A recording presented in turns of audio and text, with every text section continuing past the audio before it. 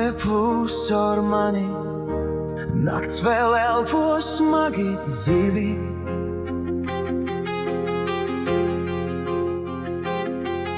Es klausos, ko tā saka, kā liktenis čukst bez vārdiem.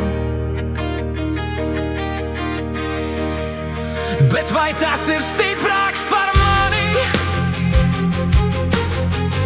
Vai straume mani nes, vai es to laužu? Kas var būt vēl stiprāks par likteni? Tas, kas to pārvērtīs.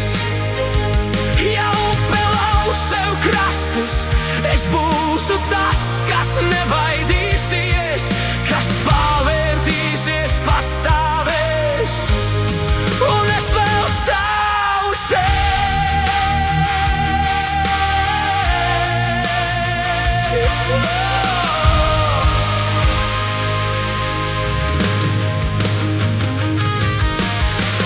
Migla krīt uz melna ūdens, debes smaga virs galvas, bet zem šīs klusās virsmas deg spēks, ko neviens neredz.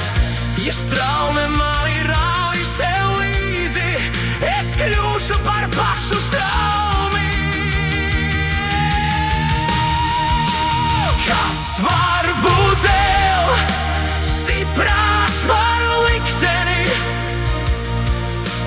Tas, kas to pārvērtīs.